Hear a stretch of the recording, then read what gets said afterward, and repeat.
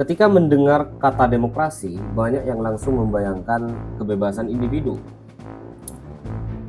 pemilu yang kompetitif, dan pluralisme politik. Di benak banyak orang, demokrasi seringkali identik dengan apa yang dilakukan oleh negara-negara barat seperti Amerika Serikat. Namun, dunia tidak hanya punya satu jenis demokrasi.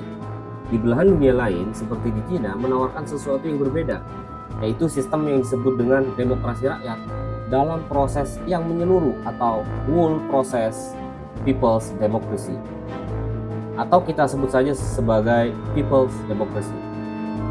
Sistem ini meskipun tidak sesuai dengan definisi demokrasi liberal barat, telah menunjukkan bahwa demokrasi dapat berfungsi dengan cara yang unik dan efektif.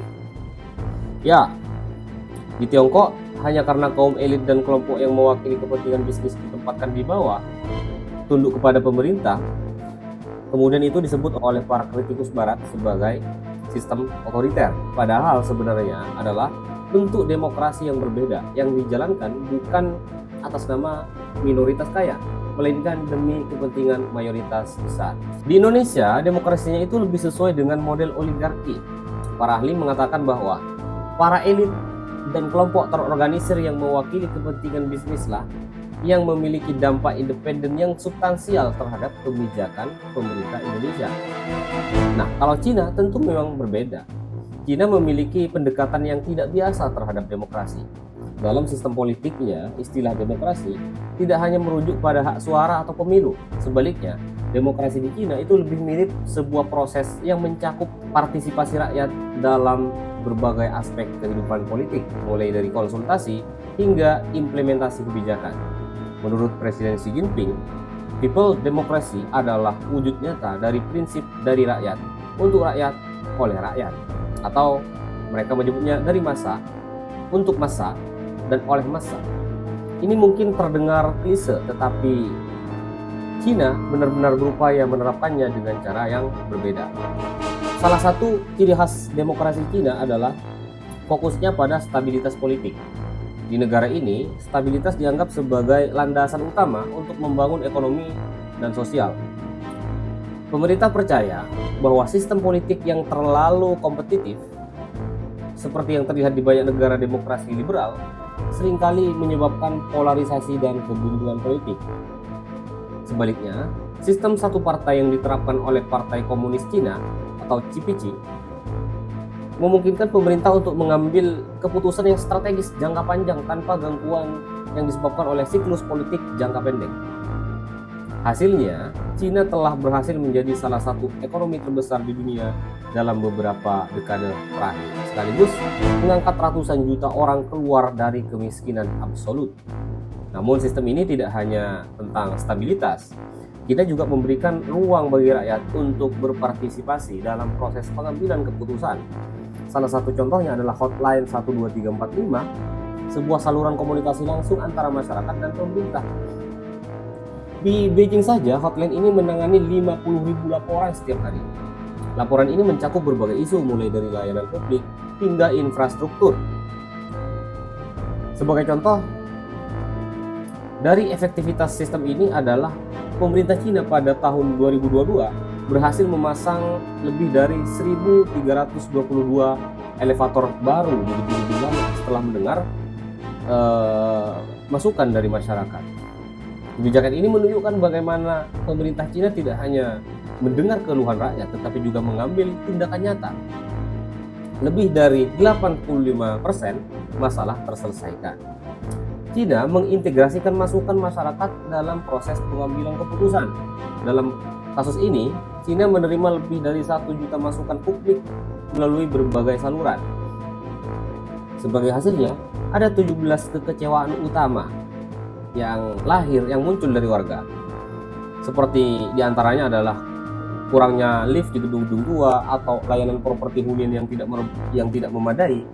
Itu dimasukkan dalam daftar prioritas tahun 2022. Nah, untuk menindaklanjuti masukan ini, hampir 100 kebijakan diperkenalkan dan lebih dari 400 tugas utama diselesaikan. Nah, selain hotline, ada pula message board for leader, sebuah platform digital yang memungkinkan rakyat menyampaikan usulan dan kritik langsung kepada pejabat pemerintah. Platform ini telah menjadi jembatan penting antara rakyat dan pengambil kebijakan. Sejak diluncurkan pada tahun 2006 hingga 2021, kotak surat wali kota telah mencapai lebih dari 2,3 juta tuntutan, kekhawatiran, dan keluhan. Selain itu, ketika pemerintah menyusun rencana pemerintah 5 tahun ke-14, lebih dari 1 juta masukan publik diterima melalui berbagai saluran dan lebih dari 1.000 diantaranya diakomodasi dalam dokumen akhir. Dalam hal ini, partisipasi rakyat benar-benar menjadi bagian integral dari proses politik di Cina. Proses ini melibatkan konsultasi luas dengan berbagai kelompok masyarakat, termasuk akademisi, pengusaha, dan organisasi masyarakat sipil, serta penggunaan platform digital untuk menjaring opini publik. Selain MBL atau Message Board for Leader tadi, dan hotline 12345, masih banyak lagi platform resmi lainnya. Ini merupakan cara modern secara teknologi yang memperkuat suara rakyat, di mana Tiongkok menerapkan demokrasi berbasis hasil alias result oriented democracy, di mana keberhasilan demokrasi diukur dari sejauh mana kebutuhan masyarakat terpenuhi dan permasalahan mereka diselesaikan secara konkret. Chen Liang, profesor madya di Sekolah Marxisme Universitas Jiao Tong Shanghai, menjelaskan bahwa pendapat, pandangan, dan tuntutan masyarakat dapat didigitalkan, divisualisasikan, dan dikontekstualisasikan. Kemudian efisiensi, ketepatan, dan sifat ilmiah dari pengambilan keputusan yang demokratis dapat terus ditingkatkan. Masyarakat dapat menyampaikan pandangan dan pendapat mereka dengan tepat, lintas wilayah, dan dengan biaya rendah, serta memberikan pengaruh pada kehidupan politik dan sosial akar rumput regional bahkan nasional. Presidensi telah menyiapkan panggung dengan menyatakan bahwa kader partai harus belajar mengikuti garis massa melalui internet dan memahami apa yang dipikirkan dan diharapkan oleh massa, mengumpulkan ide-ide bagus dan saran-saran bagus, serta aktif menangani berbagai kekhawatiran warganet. Jadi kalau di Cina netizen itu sebenarnya didengarkan keluhannya. Lalu bagaimana dengan mereka yang kurang paham dengan teknologi? Bagi mereka yang kurang paham teknologi, ada pusat layanan partai massa atau semacam pusat pengaduan kayak balai desa, tapi tentunya lebih futuristik dan tidak sepi seperti balai desa dekat rumah saya. Pusat layanan ini tersedia mulai dari desa-desa terkecil hingga blok-blok kota besar di Shanghai. Pusat-pusat ini memiliki ciri khas warna putih dan merah, mengundang siapa saja untuk datang dengan keluhan atau saran. Cina juga telah menyiapkan titik kontak legislatif tingkat dasar dan stasiun penghubung legislatif lokal, di mana wakil-wakil akar rumput membahas rancangan undang-undang dan mengumpulkan saran dari masyarakat tentang isu-isu yang relevan dengan kehidupan sehari-hari mereka. Bayangkan, ada 45 jalur kereta api nasional dan 6.500 jalur kereta api provinsi dan kota yang menghubungkan masyarakat umum dengan kantor legislatif tertinggi di Tiongkok, yaitu Komite Tetap Kongres Rakyat Nasional atau NPC.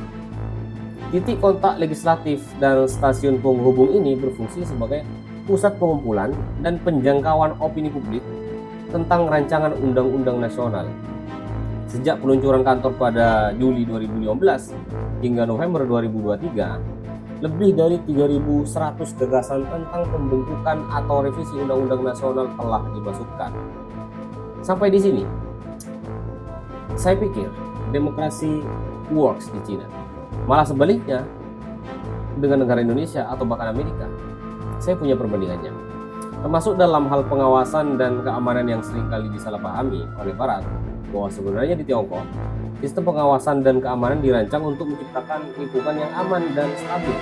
Salah satu elemen kunci adalah sistem petisi atau Xinfang yang memungkinkan warga untuk menyampaikan saran, keluhan, atau pendapat kepada pemerintah. Ini memberikan saluran langsung bagi masyarakat untuk berpartisipasi dalam pengawasan dan perbaikan layanan publik. Pemerintah secara aktif mengumpulkan umpan balik ini untuk meningkatkan kebijakan dan praktik penegakan hukum yang membantu menjaga stabilitas sosial dan mengurangi tingkat kejahatan. Indonesia bahkan Amerika masih jauh Dalam sistem pengaduan publik belum seefektif Tiongkok, dan penegakan hukum seringkali menghadapi tantangan dalam akuntabilitas dan responsivitas. Ya, meskipun ada upaya untuk meningkatkan keamanan melalui teknologi dan reformasi kebijakan, hasilnya belum seoptimal yang diharapkan. Namun, kita harus akui bahwa sistem ini tidak memberikan ruang bagi oposisi politik formal atau kompetisi antar partai. Dalam pandangan pemerintah Cina, hal ini diperlukan untuk menjaga stabilitas dan harmoni sosial. Kritik terhadap pemerintah seringkali ditekan, dan media berada di bawah pengawasan ketat. Bagi banyak orang di Barat, ini adalah bukti bahwa sistem politik di Cina tidak demokratis. Tetapi dari sudut pandang lain, Cina menawarkan bentuk demokrasi yang berbeda, yaitu demokrasi yang tidak berfokus pada kebebasan individu, tetapi pada kepentingan kolektif.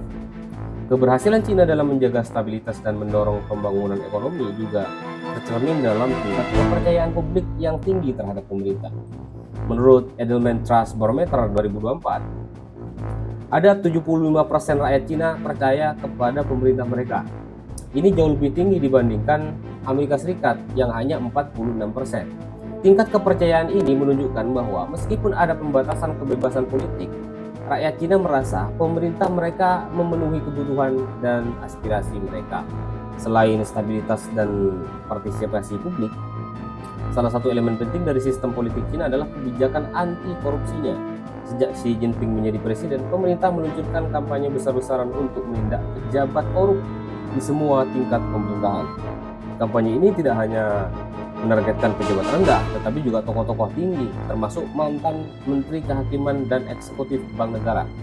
Pesan yang ingin disampaikan jelas, bahwa tidak ada seorang pun yang berada di atas hukum. Kampanye ini tidak hanya meningkatkan akuntabilitas pejabat, tetapi juga memperkuat kepercayaan rakyat terhadap pemerintah. Namun sistem ini tentu saja tidak luput dari kritik. Salah satu kritik utama adalah pembatasan kebebasan politik. Di Cina, media dan internet berada di bawah pengawasan ketat, dan kritik terhadap pemerintah seringkali ditekan.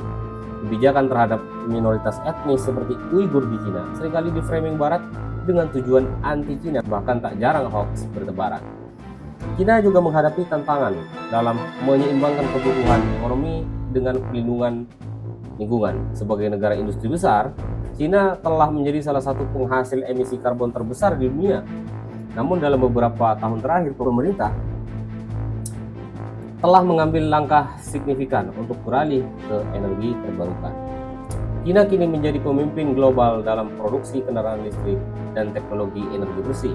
Pendekatan ini menunjukkan bahwa pemerintah tidak hanya fokus pada pertumbuhan ekonomi, tapi juga pada keberlanjutan lingkungan. Kenapa fokus pemerintah berubah? Tak lain adalah salah satunya adalah masukan dari masyarakatnya. Karena ada 73% warga Cina sepakat bahwa Cina harus beralih ke energi hijau. Jadi tidak perlu demo dulu ya kan. Oke, selanjutnya Michael Hudson, seorang ekonom terkenal, berpendapat bahwa kendali Cina atas modal adalah alasan utama mengapa negara ini dicap sebagai otoriter barat. Jadi ujung-ujungnya adalah kendali atas modal. Oke, dan sesuatu yang memang diburu oleh oligarki.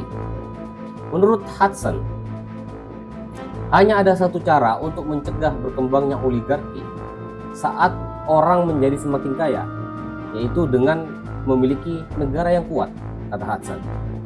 Anda membutuhkan negara pusat yang kuat untuk memiliki demokrasi. Pandangan ini menyoroti bagaimana kebijakan ekonomi Cina yang terpusat dan terkendali berperan penting dalam mencegah ketimpangan sosial yang ekstrim, sekaligus menjaga stabilitas ekonomi dan politik. Jadi, apakah demokrasi benar-benar berfungsi di Cina? Saya jawab, yes, demokrasi it's work di Cina. Jika demokrasi berarti kebebasan individu dan kompetisi politik, maka Cina jelas tidak sesuai dengan definisi itu. Namun, jika demokrasi diartikan sebagai sistem yang memungkinkan pemerintah memenuhi kebutuhan mayoritas rakyat dan menjaga stabilitas sosial, maka Cina adalah salah satu contoh sukses. Dengan pendekatan berbasis konsultasi dan partisipasi kolektif, Cina telah menciptakan model demokrasi yang unik dan efektif. Bagi negara berkembang, model Cina menawarkan pelajaran penting. Sistem ini menunjukkan bahwa demokrasi tidak harus selalu berbasis kompetisi politik. Sebaliknya, stabilitas, partisipasi publik, dan respons terhadap kebutuhan masyarakat dapat menjadi pilar utama demokrasi. Meski tidak sempurna, model Cina membuktikan bahwa ada lebih dari satu cara untuk membuat demokrasi bekerja. Bagaimana menurut Anda?